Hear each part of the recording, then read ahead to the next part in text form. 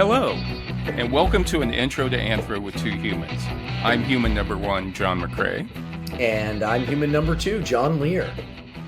And this is the podcast where we reassess what it means to be human. And the title of this episode is Borderlands Feels Like We've Already Lost Our Minds. and I'm not sure we're going to be talking about borders today, but as you're probably aware, that title is a reference to the 1983 song Borderline by Madonna's self-titled debut album. Their debut album. I believe that song rocketed to number one. Old school Madonna. There you go. Yeah. I know, and I love Madonna, and Michael Jackson's music. I mean, now it's all completely tainted. But man, for me, the 80s were rough music-wise. Really? It was real rough, yeah. Yeah. It was just a vast wasteland of pop music. And I know the pop music now, they look back as the pop music being that was like the golden age of pop rock music. Yeah, yeah. But God, as a heavy metal guy, a hard rock guy, it was rough. Not new wave. Didn't like new wave. New wave, no. No. I mean, I kind of bought into REM sometimes, but no, it was rough until Guns N' Roses came in. And then, that sparked, the grunge era where that was awesome. Yeah. But up until then, oh God, it was rough. It was rough. I liked anything. I liked the Jam back in the anything like Angry in English. I really liked. Yes, yeah. So. I mean, punk did it for me, but it was, I don't know. It did it for me, but it wasn't until grunge came in that I was like, all right, I found my people. I wasn't into Madonna back then, but you couldn't not be aware of Madonna back in the early 80s, And in the song, Madonna actually sings, "Borderline feels like I'm going to lose my mind. You just keep on pushing my love over the borderline." Yeah. Somebody's pushing her love over the borderline. Right. And she's going to lose her mind. Right. And this seemed like a her good love title. Has a wall. Right. What she's saying is there's a wall. Okay? Like in Game of Thrones, the ice wall. And you can't take her love past there. If you do, she's going to go crazy and lose her mind. Thank you for dissecting that metaphor. Thank you. You're not the only professor on this podcast, okay? I'm a sucker for a good metaphor. And as soon as you started going down there and saying what it meant, I was like, okay, I'm there. Okay. Do you have a wall that your love can't go past? Oh, yeah. Multiple walls and a minefield and a trench and barbed wire. But Mary's been able to push it past all of that. She's got a visa. She comes in every once in a while. And it seems like, this was a good title for today's episode because nothing makes people lose their minds more than international borders. Oh my God. About international borders. Boy, here we are. You and I, even in tackling this topic, are already in a minefield. I know. Here we go. And especially during an election year that you can't turn on the news or look at anything without the border coming up. Yes. Yeah. And usually it's funny people don't say a border. They say the border, even though we have obviously two borders. Yeah. We have one border up north. Yeah. Between Canada and the U.S. is actually the longest international border in the world. But yet people don't seem to be so upset about that border. No, because they're white. Right. That's the answer. Canadians are white. Yeah. And last year we were on our way to a graduation at Purdue University in Lafayette, Indiana. It may be West Lafayette or West Lafayette. Is this one of Mary's relatives? Yeah, her niece. And we were driving in the middle down a 2-lane country road in northwestern Indiana. Yeah. And out in the middle of nowhere, there was a billboard that said, "It's the border." so Right I dead mean, center in our country. yeah. And we were in the middle of nowhere. And, I Indiana lived. is a steam cooker. Indiana. There's something. Anytime you start tucking your sweaters into your jeans, uh, things are there. It's a straw house. It's a house of Yeah, cards over there. Indiana's yeah. ready to explode. it's it was so funny though because you live 2.5 hours from the border with Yes, Mexico. yes, I do. I've been I live driven in there many times. Yeah, I live 4 hours from the border with Mhm. Mexico here in Albuquerque. And rarely does the border come up in conversation that I know. much. I know. I've even been to Las Cruces, New Mexico, which is right down on the border, and Mm, Mesilla, which is right down there. And they used to be part of Mexico. mm, And you pass through a border patrol station coming back from mm. there, Yep. and even there, people don't really. I never heard anybody talking about the border. You know what I Yeah. mean? Yeah, I know. It's yeah, same here. Same here. My daughter and I have gone down the Baja a few Yeah, times, and which is fun. It's so gorgeous. There's wine country. So really. you go down to Ensenada and turn left Yeah, and go east. There's like this incredible wine country out there really. with beautiful places, Airbnb places, and then Yeah, you go yeah. all the way to the other side, into Was it the Sea of Cortez or the something Sea of over there? Cortez, and we always go. The salt content is so high there that you can just float. You just float. Wow, Yeah, you don't have wow. to try at all. You just float, and then we ride an inflatable hat, Banana. Oh no, sombrero, or really? there's another inflatable banana. There's two guys that drive around. We'll ride those, and then we'll drive Competing or back. same company? Same company. Like you want It's the the same hat or guy. Yeah, it's yeah. the same guy. There's only those towns along the Sea of Cortez have seen much better days. Much better days. Do you have to reserve which one you want, or do you just first come first There's serve? no reserving. You have to go tell the guy where you're staying, and then Yeah. he'll drive it over late sometime in the afternoon, and then you get on it. Really? Yeah, Which it's one do you awesome. prefer? The The banana or sombrero is oh really? so fun. They're both fun, but Okay. the sombrero, because you're spinning at Yeah. times and you Yeah. just get thrown out of this thing at high speeds. This guy is crazy. Yeah. I mean, just crazy. He's insane. Well, that's a that's, let me write. I'm going to jot that down. That's good Yeah, I highly information for recommend people. it. And you can't drown. You just got to get to your back and you're fine. You just wait to float back to the beach. Yeah, the biggest safety feature is Yep. that the salt content so high. Yeah. Yep. But anyway, John, we are both part of the borderland Yes, here, we where are.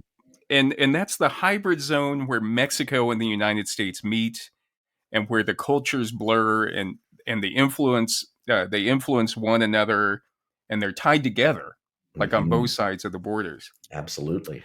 Or as Adalberto Aguirre and Jennifer Simmers say in the article, Mexican border crossers, the Mexican body and immigration discourse, they say, quote, the border shared by the United States and Mexico is more than just a line on a map demarcating the geographical separation between two countries. It identifies a sharing of geographical, cultural, and social space between two neighbors. Hmm. The two neighbors are joined together by the border, almost like a seam between two pieces of cloth on a quilt. Oh, I love that. Yeah, yeah. In other words, there was a border drawn across this part of the country in the 1850s, but yet the people on both sides of those borders still share a common culture and a common history between them. Absolutely. Yeah, one of the best directors of photography that our company works with when we shoot, Yeah, he was born. One father was on the Mexican side, mother on the American side, and he grew up going yeah, back and forth and living part time in each. yeah, yeah. so, so that to me, it's just we don't talk about here because it's just part of like both sides are Mhm. kind of the same in the Mhm. borderland Yeah, region. that's true. And yet for, other parts of the country, which are days away from the border, for example, Yes. the border can cause a lot of fear and anxiety, I Yes. think. Yes. And so, like, when I saw that sign, that billboard up in northwestern Indiana saying, "It's the border," Yep. I'm like, what border are you talking about exactly? The border with Illinois or, like, Canada? Are Canadians coming down Lake Michigan and, like, crashing their boats into the Indiana dunes and taking off running or something, It's like, um You can't even get a good burrito in Indiana. I know. What are you worried about? What are you worried about? It would be the last place I'd want to go. You know what I mean? It's like, but anyway, but it's clear that, the border has become this vaguely defined entity where terror resides. Yeah. And I would even say that to a lot of people, the border has become synonymous with all the source of all evil. And especially for people that don't really come into contact with the border, Yeah. or go to Mexico, or even have Yeah. any direct contact with Mexico. Yeah. And in the article, The Mexico-U.S. Border in the American Imagination, Douglas Massey quotes Beto O'Rourke, who at the time, in 2016, was a U.S. representative from El Paso, Texas. Right. Mm-hmm. And Beto O'Rourke said, "There's a long-standing history in this country of projecting whatever fears we have onto the border. In the absence of understanding the border, people insert their fears." And I think that's what we see. And then Douglas Massey himself says the framing of the Mexico-U.S. border as a line of defense separating the United States from a hostile world taps into the very real and widespread feelings of economic and physical insecurity in the United States today. Right. I mean, hasn't that sort of always been the case? And I guess this is where you start to get to the answer to the question, what does this have to do with anthropology?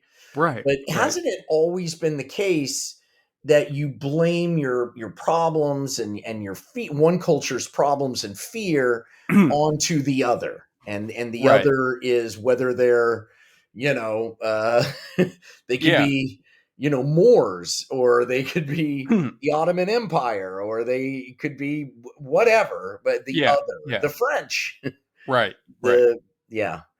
Or So, yeah. even remember when during the Depression, like in Grapes of Wrath, you had people from Oklahoma and Kansas trying to get out to California, and they were being stopped at a border, the California border, and Yes, turned they were. around or Yeah. directed farther north, or Yeah, because they didn't want those poor families coming in. Yeah. Yeah, and most of the time it's an economic thing, Right. a racial economic thing. Most of the times, it seems. And what Massey says is it's much easier, though, and more palatable for politicians to chastise federal authorities for failing to hold the line and make a show of throwing more money into counterproductive but symbolically useful border enforcement than actually tackling the intractable problems that underlie terrorism and inequality today. Mm-hmm. Well, that sounds like a real lefty to me. Who's that? Douglas Massey. Okay, Massey. Bring your Yeah. pinko. Take your pinko opinion somewhere else. But the thing is, John, I don't like living in fear. Yeah. I think when you live in fear without reason, you can be immobilized. Yes. You know what I mean? Yes. And you begin to imagine things that aren't there. Your senses are heightened. You're on the alert all the time, and things that everything that happens to you becomes an assault. Right. Yeah, that's true. And so I thought today what we could do is we try to turn on the lights, to use another metaphor. Okay. Try to turn on the lights and take a look at what's actually happening with the border. Or Okay. take a look under the bed. See if there really is a monster there. Let's get down in there. Let's see what we've got. Let's see what we've got. Yeah. Right? Yeah, or go up and, like, this would be like going up and confronting the bully. You know what I mean? Let's go up and whatever our fear is. We're not giving you our lunch change today. Right. And you know what? We may get our asses kicked. You may get your ass kicked by it and Well, wait a realize minute. I don't want that. That's where my fear is. I'm not scared of the border. I'm scared of getting my butt kicked. But at least you know what I mean? If you went up to a bully and you got your ass kicked, you'd be like, yeah, you know what? I should stay away from that person. I already know. I know who to stay away from. I'm the guy who just runs away. I'm just a terrified. Really?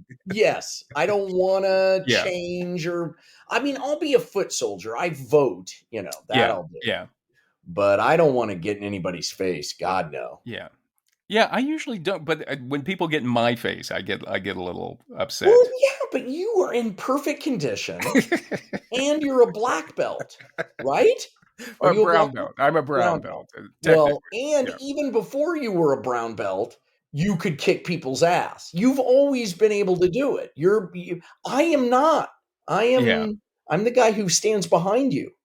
Can't you just like spaz out or something? Can you like just go crazy and then like one of those people? And I try, but I'm just so terrified. Yeah. I'll try though. All right. Metaphorically, at least today, let's metaphorically do this. Okay. So we're going to talk about borders from an anthropological perspective, and that's the history of borders, the mixed cultures you find around borders, and the cultural symbolism of borders.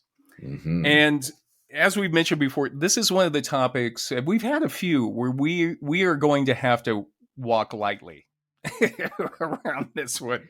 Yeah, we are. Because nothing gets people worked up right now more than talking about borders. Yeah, you've got that right.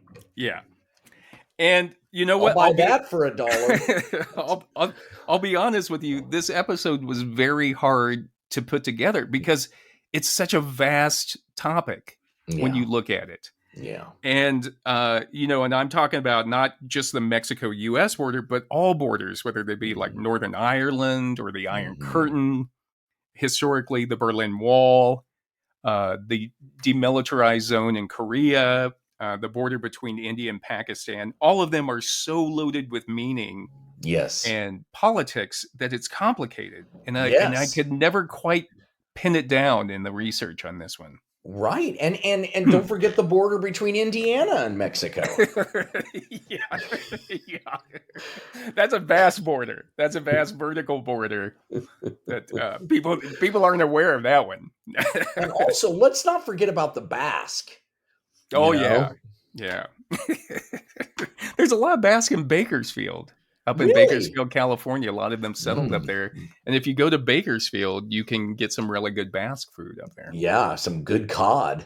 Yeah, salt cod and lamb, some good stuff. God, that's making me hungry. But originally I went with the question, and I started out just kind of with a thesis question of trying to go, how did we go from, in the 80s, remember, Mr. Gorbachev, tear down this wall. Remember that, Reagan saying because that? That wasn't our wall. Yeah. We don't tear down our walls. We tell other people to tear down their walls. Right.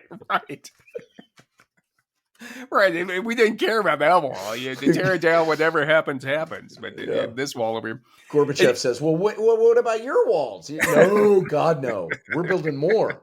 You tear yours down, though. Well, that was my question. Is like, how did we go from tear down this wall in the 80s to now build that wall in the 2010s? And in the article, Engaging with Borders, Arella Graziani and Michelle Swinkles quote the anthropologist Didier Fassin, who argued that discussion of the border requires a combined approach that focuses simultaneously on physical, social, and symbolic barriers. Oh, here's some more libs coming in from those ivory towers. And so, in other words, borders, they're complicated. They're not just a line in the sand. Right. And I'm going to say right up front that we're not going to come to any solution to border issues in this in an hour. This is the thing that I think our culture has so many issues with is things that aren't solvable, that aren't completely solvable, that you can only get you can improve through compromise, Yeah. but there's no answer, Right. Right. and I think we tend to like search those out, Yeah. and Yeah. really make those the focus. But the answer is unfortunate, like Yeah. I'll give you an example. One of my kids' dad was, and this guy's a California lib. Yeah. He's upset about the homeless issue in Right. Los Right. Angeles, and but more specifically, the more I talk to him, he's really just more upset about a certain encampment that he looks at Yeah. under Yeah. the viaduct as he drives home. And he said, "You know what we should do?" And anytime somebody says that, you know, Yeah. you got trouble. Get ready for a doozy. Yeah, he goes, "You know what we should do? Yeah. We should get them all together and put them in a camp." Out in the desert, because I'm sure Yeah. some of them know how to make shoes and some could do this or that, Yeah. and put them all out there. And I'm like, are you talking? That sounds like a camp to me. Yeah. A He's Jewish. concentration camp. Yeah, he's Jewish, by the way. Yeah. And he goes, Yeah. no, no, no. And I say, well, let me ask you this: can they leave whenever they want? And there's a long pause. Yeah. Yeah. I'm not sure the camp idea is going to go over so well. Right. And it's still somebody, I mean, people have freedoms, guaranteed by the Constitution. And But he just wants to build him a town. But then at some point there's some barbed wire around that town. Right. Right. And guard towers around that. And searchlights. I'm like, we tried that with the Japanese. Yeah. Yeah. Didn't go over so well.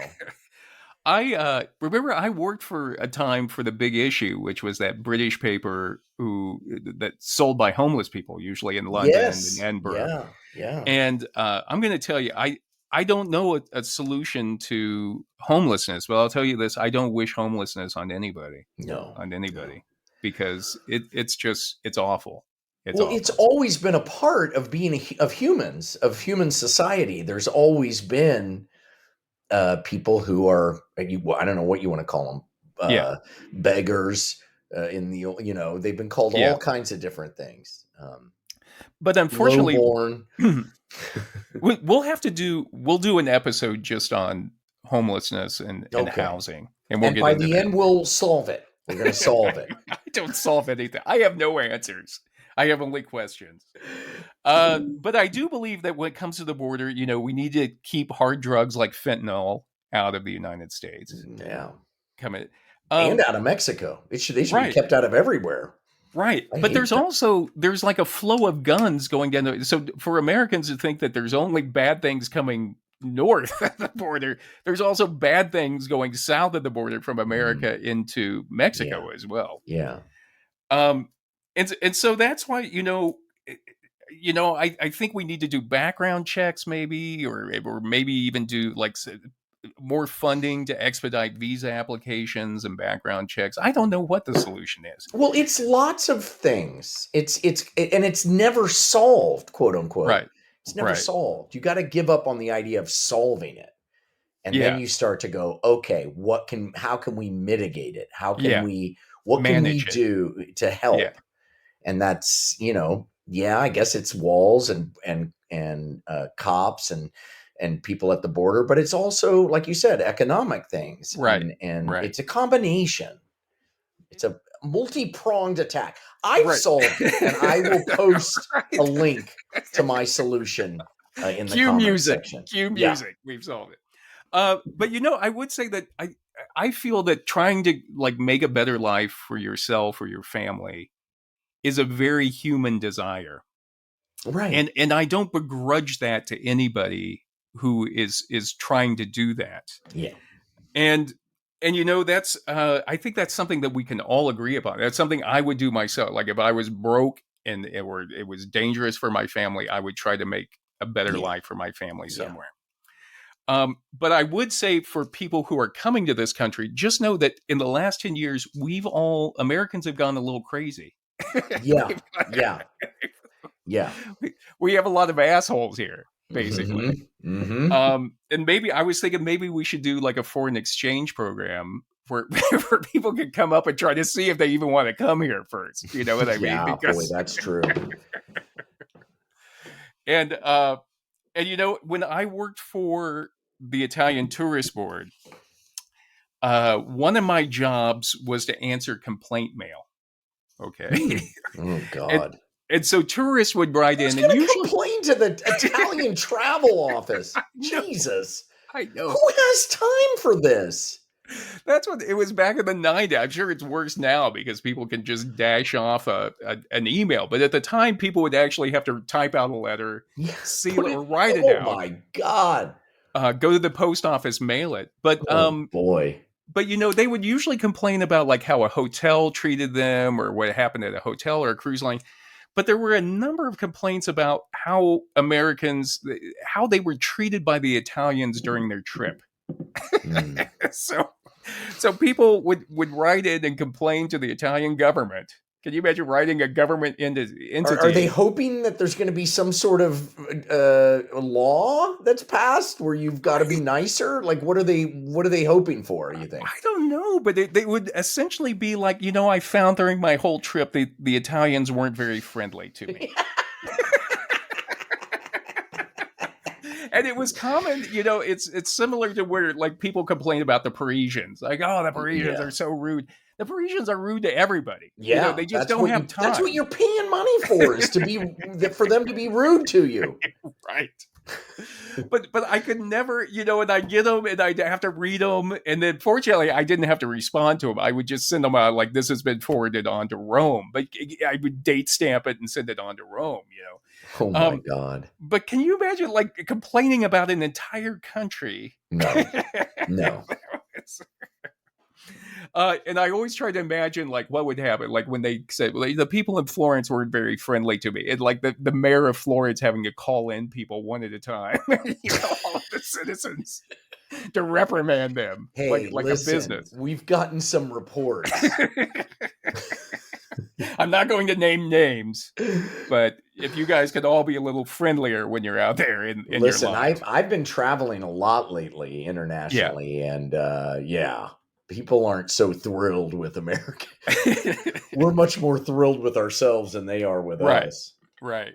And I would, John, I was thinking about it too, is that anybody that's ever worked in a restaurant or worked security at a museum or maybe at a concert or for TSA or Social Security or DMV or an airline or law enforcement or prison, it's an endless flow of people that you're dealing with. Yes. And it's very easy to dehumanize those people. Yes. In fact, I would say it's hard not to dehumanize those people. Yeah, because they become the other. They're the customer. They're when you're in any kind of a service point of view, then it's you against them. Really. Right. You fall back with your coworkers. Yeah. And your coworker, you're all like looking at each other like, oh, these idiots, whatever. Yeah. And the people coming up to you, it's the same person. That's coming up it's every just time. Another one of them. Right. Yeah. Right. Yeah. But to them, it's very important to their lives. Right. You know what I mean? Because we all think we're the most important thing in the world. Each of us. And that's an anthropological, there's an anthropological answer to that. Right. That's survival. Yeah. If I don't think I'm important, then I'm not going to last very long. Right. That's very true. If I was like, oh, okay, all right. They changed my flight. Okay, I'll just leave. I guess I won't go. Well, I kind of am that person, though, to be honest with you. Really? I fold everywhere. I really do. I didn't know that about you. I always thought you were really like... Not anymore. I've been broken. Oh, no. If they say my flight's been canceled, I don't get into it. I'm just like, okay, what do I do next? I just ask them what to do and which line to stand in. I don't care. Did you just hit Uber and go home? Whatever. Yeah. But that's the thing. Like, if you think about when you go up to the airline counter and you have to change your flight, and when the person behind the counter, it just looks over at their coworker and just rolls their eyes or just kind of like shrug. I mean, you know how that feels. It's very Yes, it doesn't feel good. belittling and it's very dehumanizing for you. Right. And, and again, I would say that the challenge for us when it comes to the border is to not dehumanize people. Yes, The people but you're talking about, that's big. Yeah. That's a big thing you're talking about. It's a challenge. I admit Yes. it, but it becomes harder and harder not to dehumanize people. But I'm saying that the challenge for us as humans Yes. is to not dehumanize them. Yes. You're talking big stuff now. Yeah. This show, I'm submitting this show to the Webbies or whatever the fuck. Have you submitted the other ones?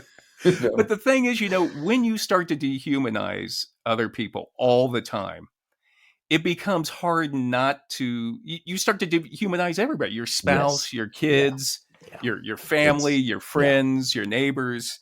Yeah, it's a tough road to be on. Right. Because you don't feel empathy for anybody at that point. Yeah.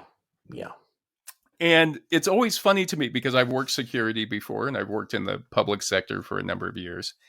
And it always seems to be context specific. Like I'll have people who I work with who treat all the customers or clients as like, oh, those idiots. But then when they go on a trip and, how was your trip? Oh, the cruise line just shoved us around like a bunch of cattle. It's like, well, that's what you do every day. Well, this is when we get into conversations with about stuff like this. I'm just like, how are we still around? How are humans still here? We're so flawed. I mean, we hate each other. Right. We kill each other. It just amazes me that not only are we around, but we're thriving. I mean, we're devouring this planet. Yeah. And then I guess we'll rocket ship off to another one and devour it. How are we so successful, but yet so flawed? It's just fascinating to me. Yeah. And I would say, I don't know the answer to that. And we are social creatures. Our success has come from cooperating. Yes. And interacting socially with people. But I guess in order to be social, you have to have your own tribe. That makes it feel special. And then you're more willing to, be injured over it or lay down your life or whatever. And so there has to be an other. And when there are no saber-toothed tigers anymore and no woolly mammoths and nobody's trying to get you except for germs. Yeah. I guess you gotta find your sector, your team. I'm not saying anything that's not that obvious, I guess. But I guess I guess that's why we're social, but it's with an asterisk. We're social within our own, unit, our own tribe. Yeah, and maybe, are you trying to say that it's the unit is the nation? You know what I mean? Because is that what we're trying to say? Like, that's a unit of 300 million people. It just seems like a very big unit. Yes. But, I just want to emphasize as we go through this discussion of borders today, let's not lose sight of our humanity. And again, I know it's challenging, but looking at people who are coming, immigrating to this country or trying to immigrate to this country are humans just like us who are trying to find a better life for themselves or for their families. And it's very hard not to just label them all as a group. And I feel that that's the challenge for us when it comes to borders. So in their article titled Engaging with Borders, Irela Graziani and Michelle Swinkles says Swinkles? that... Swinkles. Oh, God, that poor woman. No wonder she's a scientist. I know. All she had was books. Hey, did you hear what Swinkles did? Hey, Swinkles, Twinkles, Sprinkles. Oh, my God. Forget it. But they say conceptually borders have been a traditional anthropological topic playing a central role in distinctions between self and other, or purity and danger, and in processes of inclusion and exclusion. And Thomas Wilson and Hastings Donnan add that borders are the political membranes through which people, goods, wealth, and information must pass in order to be deemed acceptable or unacceptable by the state. Yes. And in that sense, it's very similar to like waiting outside a club. You know what I mean? Trying to get into a club. You're either in or you're out, as Henry Clem says. Yeah. When did you work with her? What was it that you worked with her? I did a show called Clash of the Commercials for CBS, hosted by Heidi Klum and John Lehr, the Geico caveman. And she was a delight. Just a delight. She really? Oh my God. So sweet. Bought us all sushi. Just really great. I loved her. I love Heidi. And gorgeous. Nice Don't really? Yeah. I mean, my God, just too gorgeous. Where they're too gorgeous, where you just get discombobulated even being around them. Did you joke around? You guys joke around a little bit on set? Yeah, she liked me because I was funny, and she was just great person. So, John, you and I grew up in Kansas City. Yes, we did. And Kansas City is actually a border town. It sure is. There's a state line road. Right. That separates Kansas City, Kansas, or the Kansas side from the Missouri side. And accidents, when they would happen, it would depended on what side of the road you are which ambulance would be called or which police would be, It'd be a pain in the ass. Yeah, it would always confuse the municipalities. And historically, the Kansas-Missouri border was a site of armed conflict in the 1850s called the Kansas-Missouri Border War. Yeah, the bushwhackers. Yeah, and the Jayhawkers. Mm-hmm. And it was also called Bleeding Kansas because of all the people that were murdered or killed during the raids back and forth between pro-slavery forces in Missouri and free soil forces in Kansas. Yes. And the Free State town of Lawrence, Kansas was actually attacked by pro-slavery forces twice, once in 1856 and again during the Civil War in 1863. And that was when 150 citizens of Lawrence, mostly men and boys, were massacred. Man. Yeah. And talk about something out of the Balkans. They killed mostly men and boys. Yeah. Who was the Quantrill? Was the leader of those those forces, right? Yeah, William Quantrill led the raid in 1863. And then also you had John Brown, the abolitionist, before he went to Harper's Ferry to try to start a slave rebellion in 1859. He lived in Kansas and was part of the Potawatomi massacre, where 5 pro-slavery people were murdered during that one. Mm-hmm. And then, ironically, now, whenever KU, Kansas University, plays Mizzou, Missouri University, yes, they always try to say the media always plays it up to be like, oh, it's the Kansas-Missouri border war, and they print up T-shirts and everything. Wow. Yeah, and my idea is always like, hundreds of people were actually massacred during that, right? Yeah. That's like, okay, talk about dehumanizing. Let's just make it a funny T-shirt that we put up for a basketball game. But as you mentioned, there's a state line road that goes down the middle of the city. And the laws are different, or were, especially when we were growing up. For example, you couldn't get liquor on a Sunday in Kansas because they had blue laws. So you would drive across state lines, right across state line, and there would be liquor stores right there that were open. You get your liquor and drive back. And it flowed the other way, because in Kansas, we could drink beer, 3-2 beer at 18. Whereas in Missouri, you had to be 21. So all the teenagers from Missouri would come over to Kansas. Not on Sundays, because that's when you would go over to Missouri to get liquor. Yeah. But it was funny that the Missouri border, those raids back and across the border that happened back in the 1850s and 1860s, by the 1960s, 1970s, they had become just a flow of drunks. Yes, back and forth. And porno. You couldn't buy a Playboy magazine in a Quick Trip or 7-Eleven on a Sunday in Kansas. Really? And this is before, the internet. Yeah. Yeah. So you'd have to masturbate just using your brain.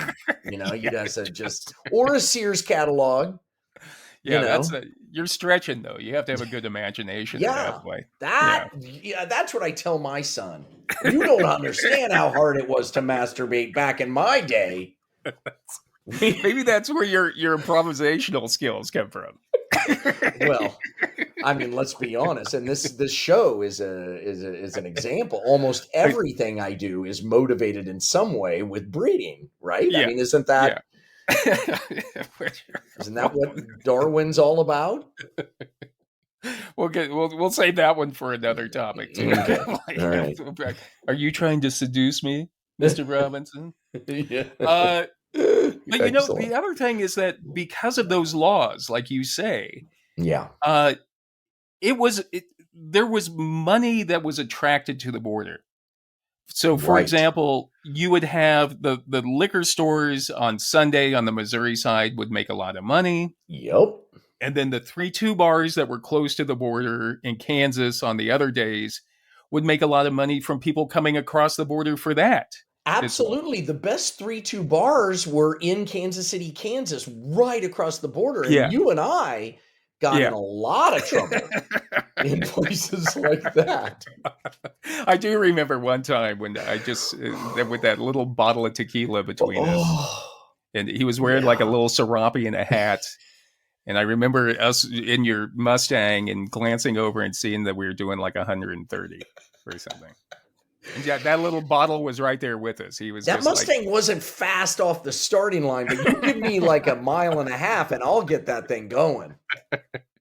That 351 Windsor will finally get you. Oh yeah, we hit going. That. Once I get into fourth, let me get into fourth gear.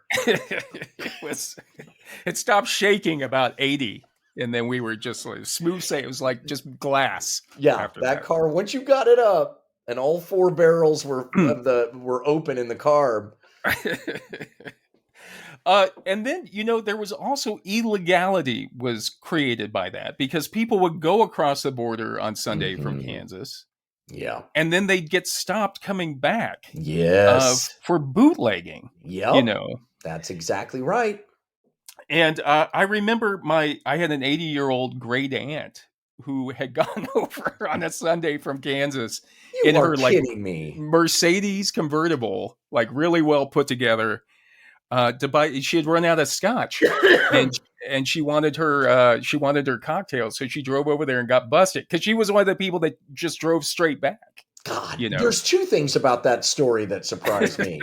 First, somebody in your family owned a Mercedes? Yeah, it was my marriage. Okay. Yeah. And then the other thing is, you pull over an 80-year-old grandmother who's got scotch, you let her off. Idiots. I know. But that just shows you, like, her intentions weren't to break the law, but having that border there created a situation where illegality would happen. She should have sat in a parking lot, gotten her drunk on, and then driven home drunk, I guess, or walked home. It's funny that my mom actually had to take her to her sentencing. Had to go to court, so my aunt had gone to the beauty shop to get her hair done and put on all of her nice clothes and a nice purse and her rings. And my mom said it was just hilarious because she was up there with a bunch of guys who were tattooed and scarred and everything. Oh my God. This was your mom's mother? No, this was my dad's aunt. So she was married to my grandmother's brother, but she was a great aunt. So, okay, I got you now. Okay. But, so none of that Mercedes money hit your veins. No, not at all. Like it was we were close to her, but not that close. Not that. Yeah, close. we had some examples of that on the Lehr side. But what Graziani and Swinkles mean when they say that material borders do something to people living around them is they mean that they create new spaces and new social realities on the ground. And again, that border in Kansas is a good example because, it attracted money and investment to it. Yeah, and so absolutely. And you see on the U.S. side of the Mexican border, there's all kinds of things there for people who are coming across legally or illegally. Right. You Right. know. And that's what, they say, Graciani and Swinkle say that, which individuals and groups profit from strictly maintained borders. They say, well, definitely political actors, because Mm-hmm. they can use them symbolically. Mm-hmm. And then you have private security companies, who actually house the people who are crossing Yep. illegally. Yeah, that's for sure.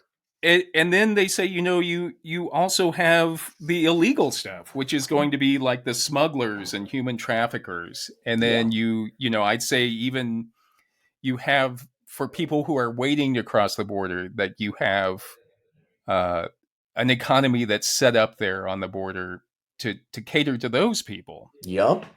And then you also have factories, American factories, that locate just right across the border where labor is cheaper. Yep. And again, you have people who go shopping and go live on one side of the border, go to the other side of the border to go shopping. Yep. Or Um, for medical procedures yeah, and right, right.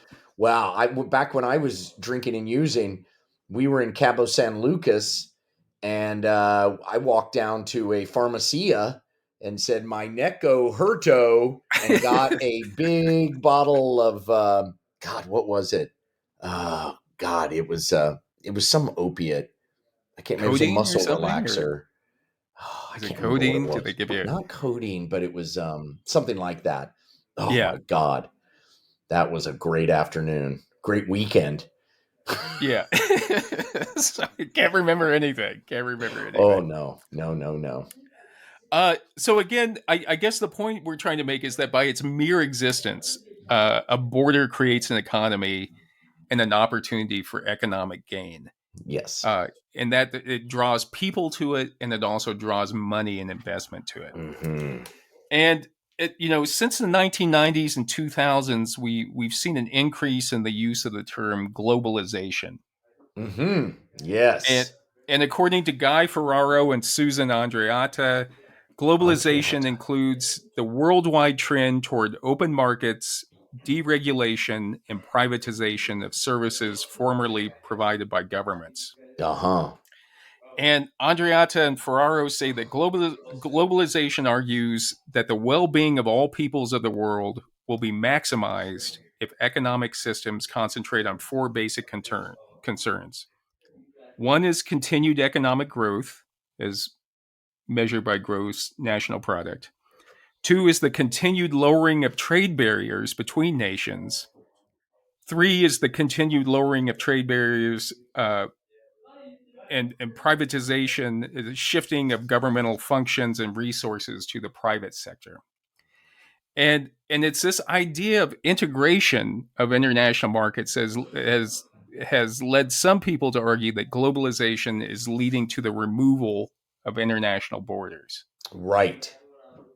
So you think of like the European Union right now, for Yes. example, and one of the ways that globalization plays out on the ground is that companies outsource their work Yes. to other countries where labor is less expensive, or where the Yes. workers Yeah. don't ask for high wages. Right. And then if workers in a certain location start to improve their lives and ask for more money, then the companies just move somewhere else. Right. That's you right. know and this is probably the biggest problem with globalization, because workers aren't just competing with other local workers Right. for work. They're actually competing with workers all over the world Right. for work. Now, isn't the argument that those workers, even though they've now been left in the lurch, that they've been raised up economically during the time that the business did use them? So now they're educationally and in a position where maybe they can better themselves in other ways, Yeah, yeah. start their own company or I don't know, because I think you do feel. I think that the stagnation of wages right now, for example, where people their wages Yes. aren't compete, the real wages aren't competing with the cost of living. Yes. I think that's true. I think that is. Yeah. Um, but I don't think, removing or like putting up a wall is going to change any of that, because I No, think but I think the argument is, hey, there's not enough wealth to go around. And right. if we spread it all around the globe, there's going to be too little for everybody. So, Wow. yeah, I'm Yeah. just saying. Yeah, yeah. So let's keep ours and keep it from them, you know? Yeah, but again, it's like it's basically going to the corporation, the global corporation, Well, rather that's than being yeah, paid back down to you locally. For right. example, at like a car plant in Indiana, for example, Yeah. you know. And I think that's the other thing, borders open and close at will. Like the border is not just a solid, once you close it, it's closed. Right. Borders can be uh, manipulated, or like if you want to direct workers to a certain area of the world, you can loosen those immigration restrictions there and tighten them elsewhere. And it's almost like a Watergate, or I mean like a channel or something, like Mhm. opening up water to Yeah. irrigate. Mhm. Right. And what Wilson says is, Thomas Wilson notes that despite globalization's highly touted impetus to greater mobility and movement of people, goods, and ideas worldwide, in 2023, more than 80 border walls at international borders restrict their circulation, part of an explosion in border wall building that has gone on for decades. Mhm. And so, even with these border walls, but yet the wages locally aren't going up any. Right. You know, Right. Because that argument is that yes, it leads to more profits for the corporations, but that just makes the rich richer. The people who have invested, right, Wall Street right. investors, are getting wealthier, whereas the people who are actually responsible, the workers don't Right, share in right. that. Yeah. And that's what I mean. If you look at where your clothes are made now, you'll see some countries that you haven't even thought of were Yes. producing clothing, Yeah. because corporations are just moving them around to different places to find Right. cheaper labor. You Yeah. know. Yeah. The other thing that borders are, they're a powerful symbol of a nation state's power. So Hmm. even though the state itself will manipulate that border, it's still like having that border there, or that fortified border is just to represent that the nation state is powerful, Yeah. I guess. Yeah.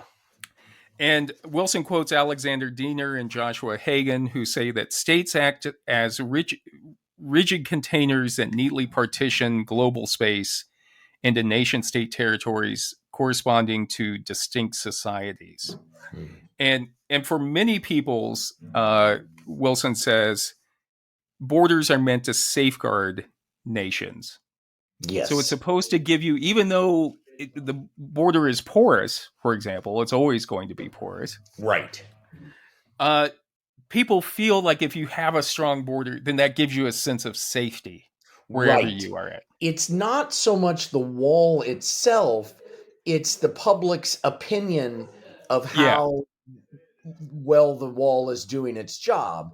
right. And no wall is going to uh, work 100% of the time. So it's really just how we see the job that's happening Yeah, there. yeah. It's And just symbolic. It's it's symbolic symbolic. to be Yeah. there. Yeah. Yeah. Okay. And Wilson notes that, this is something that people have been, Americans or Anglo Americans have been talking about since before we became a country. And he notes that in the Declaration of Independence, one of the charges that Americans made against King George III was that he wasn't protecting the borders against Indian attacks. Yeah. Wow.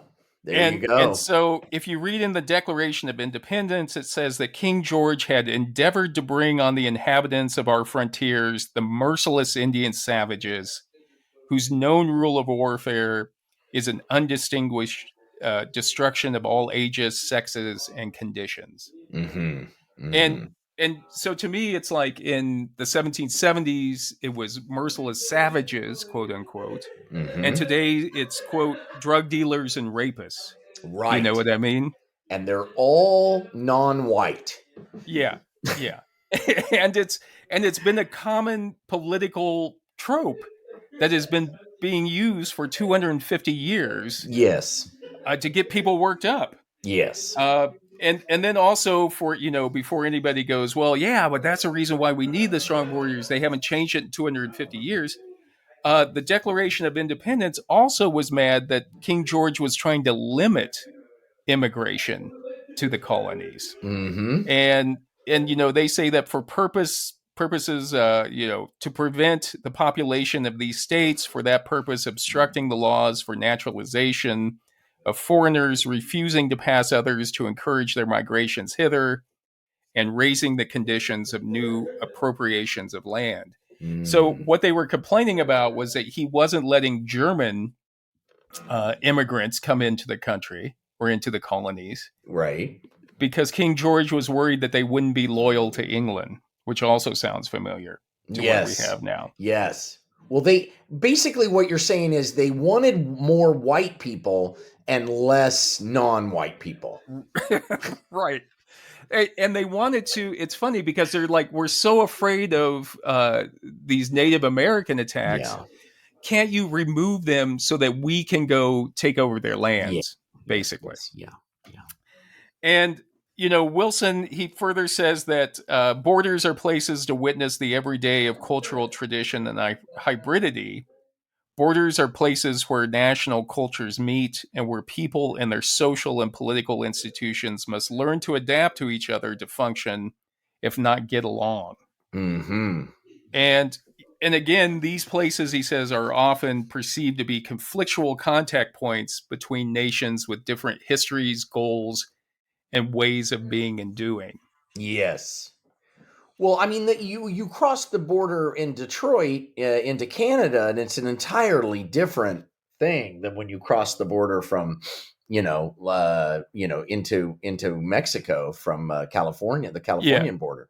It's a totally different thing in every way, and I don't know. I mean, I think it's because of skin color. I yeah, really do, and I think, but it's also economics. The Canadians are doing pretty well.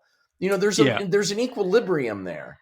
right, Some right. people, but down on the southern border there, it's that's the real problem, it seems. Yeah.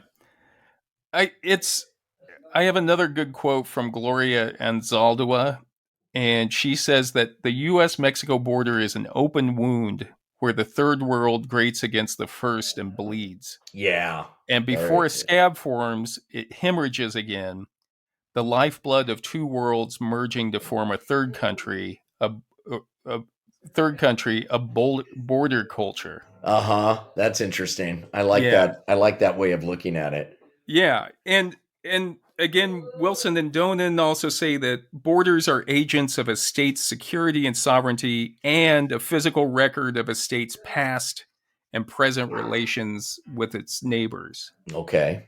And to me, that becomes very important because here in New Mexico, if you look at the past related to the border, in New Mexico we actually have three cultures. We have Native American culture, we have Hispanic culture, and we have Anglo American culture here. And of course, the Native Americans have been here for thousands of years. Hispanics have been here since the 1600s, which is 400 years, and Anglo Americans have been here since 1848. Right. And I have friends whose families have lived in the same pueblo or the same village in New Mexico for over 1,000 years. Whoa. You know what I mean? So Yeah. it's like who are the outsiders and immigrants now? You know what Yeah. I mean? So um and when you come to New Mexico, it's still, I never realized it until I moved here, that it's still very much alive. Like the Treaty of Guadalupe Hidalgo, which ended the Mexican American War in 1848. The effects of that are still being felt when it comes to things like land grants, for example. There were Yes, land Hispanic and grants. Yes. Mexican land grants that were supposed to be protected When under the they Treaty of Under the Guadalupe Hidalgo. treaty, when the war Yeah, ended, they had certain assurances, right, and over right. time those have eroded And so people are constantly saying, "No, this land belongs to my family." You Yeah. trace it back to the treaty, and there's an industry there that helps people with that, right? Yeah, yeah, and and there was a conflict because again, with when you move the border, the conflict because or you created the border between Mexico and the United States at the time is the United States was under English real estate law, or like where you had one person would own the title to the land, and Right. most of the land grants were being held in common, like the lands were being held in common. Yes. And again, it was by creating that border created a conflict between these different types of cultures or this history that was between them. Yeah. And the other thing to know is, in 1680, the Pueblo Indians actually revolted and kicked the Spanish out of New Mexico. Right. Right. And so, there was not everybody was happy with having the Europeans here. Yeah. And then, in 1821, Mexico rebelled against Spain and won its independence. And so California, Nevada, Arizona, Utah, New Mexico, Texas, and parts of Kansas and Oklahoma were all part of Mexico at that Right. time. Yep. And then you had from 1821 to 1836 that the illegals coming in were Americans. Right.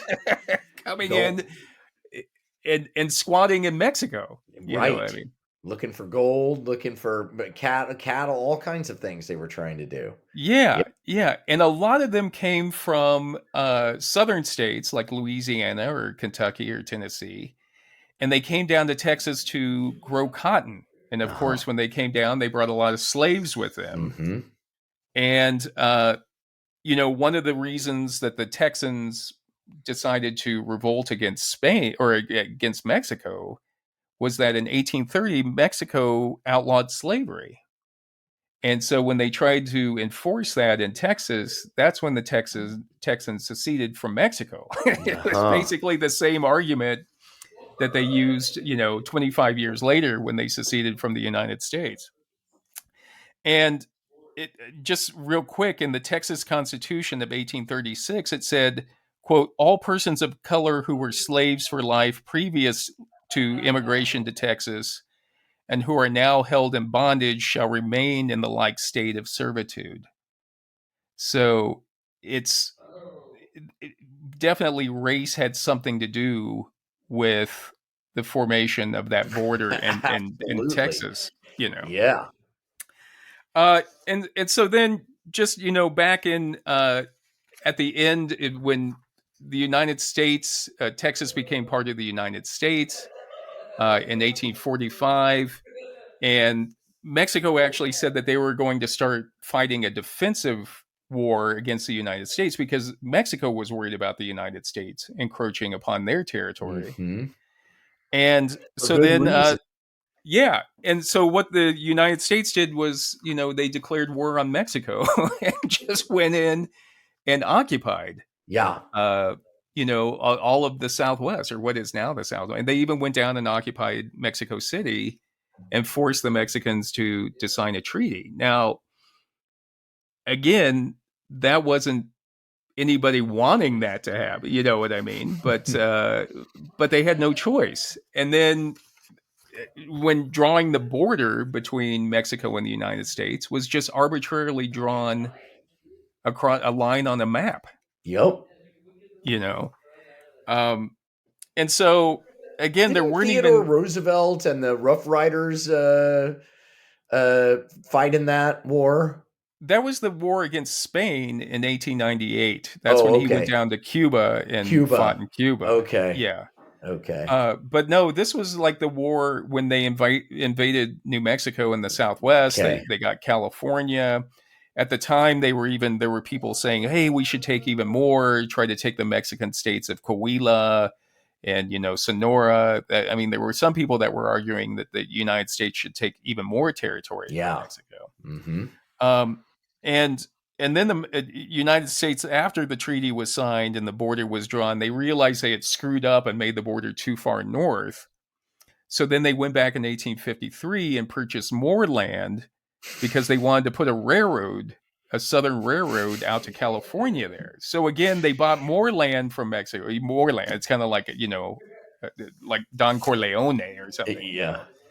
But the idea was, once again, the border, it's just arbitrary. Yes. There was no Anglos, uh, there was no really historical connection to Anglo-Americans there at all. But after it was, drawn, that's when all of ranchers and miners and everyone started coming down Mm-hmm. uh, to the border. Like I said, the borders draw people to it. Right. So I don't know. To me, it's interesting because when you live down here and you know the history, you realize that all of these things change. They can Yes. change, Yes. Everything we know of in terms of the world is all bullshit. It's all invented. We all have big brains in our heads that Yeah. has constructed all this mess. And here we are. Yeah. Here we are in a prison of our own making. And you're right. It's all about survival. Really, what it's about is the fear of not surviving. Is Yeah. really what draws those lines, I think. Yeah. Yeah. People in Indiana, they don't know what's happening. They get it on, they get their information from certain outlets that tell them one thing, and it's partially true, but not entirely true, and they're scared. They're scared that life as they know it is going to change, and that they're going to lose what they have, and right. Yeah. Right. Massey says that, the incessant deployment of these images by politicians and pundits have helped to cement the symbolic states of the border as the line of defense for America, a rampart that must be enforced at all costs to protect citizens from a host of dire external threats. Yeah. Yeah. That's why you hear, what's happening at the southern border framed in military terms, like an invasion or hordes or whatever. Yeah. Yeah. And, for most of like the 1800s or early 1900s, there wasn't a fence or a wall or anything. People would just come back and forth between. There was a cycle between you for seasonal work, and then you go back. Yeah. And some people have argued that, by making it so hard for people to get seasonal visas, that when people come to this country, then you have to stay because it's so hard to go back and try to get back across. You know what I mean? Yeah. If you're only coming in certain times of the year and you'd like to go back to your house in Mexico, you can't do it because the laws are such that you won't be able to qualify. And so you have to hire a coyote, which costs a lot of money to take you across. And you can't do that every year. You're not making enough on the American side. So it doesn't make sense. But a lot of Mexicans that live in America don't want to live in America full time. Right. They would love to live where they are, but it's just they can't make ends meet. They can't, Yeah.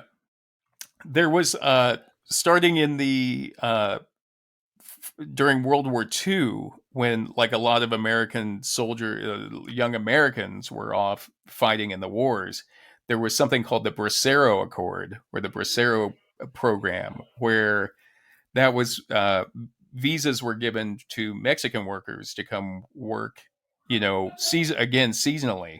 Yeah. And that became, and again, it was like a flow back and forth of people through the border. And that went up all the way until like the 60s, I think it was the Bracero program. And there were problems with the Bracero program because, the workers were also mistreated there. Obviously, you were at the mercy of people. But again, it was like when you're down here at the border, you see that there was traditionally a flow of people back and forth across the border. Right. And I just want to mention one more thing is that people rarely talk about, or it's hard to talk about, is when a lot of those borders that are just arbitrarily drawn are through traditional Native American communities. Yeah. And again, their traditional homelands Right. didn't recognize a border. You know what I mean? Right. And then suddenly when you're drawing a line through there, just like we were talking about in Kansas, this arbitrary line creates an illegality where it makes it, you separate people by drawing that line. Yes. And some, like the Todo Odom in southern Arizona, the line goes through them and they're supposed to have the ability to go back and forth over the border. But there's always conflict with that as well. And they haven't left their own home. They've stayed in the same place. It's the border that changed. Right, so. Right. Yeah. Everything's constantly changing. Whether we like it or not, there's flow and it's going to happen. Nothing's going to stay the same. Nothing. Right. And as we mentioned, John, I don't know what the solution is to this. Well, we don't have to worry about it for too long because at some point we're going to gobble up the planet and then we all got to get on a rocket ship and go do it again. Yeah. I mean, I can't wait. Wait. We'll be dead. Would you get on a rocket ship to Mars and be no. You'd stay here. That'd be like George Donner going out to California. Yeah, I'd be on the rocket ship that loses power and we're just Yep. Everybody has to eat each other. Yep. And for the record, I have given you, and this is not the first time I've said this, but I give you permission to eat my body. Really? Okay. To survive if you need to. Okay. So, all right. I mean, yeah, it's so interesting to look at those maps, and what's great is to look at older globes, even just not that long ago globes, and it's like everything's totally different. Yeah. But boy, with all the fear about borders in the United States, we only have two. We've got that ocean on either side, and the Canadians, most of them don't want to come down here unless they want to get into Hollywood or comedy. It seems. Yeah. But they're like, But so in the scheme of things, not so bad. But the fear gets really stirred up, man. Stirred up. Yeah, and going back to what we were discussing earlier, it's like you have to confront that fear, I think.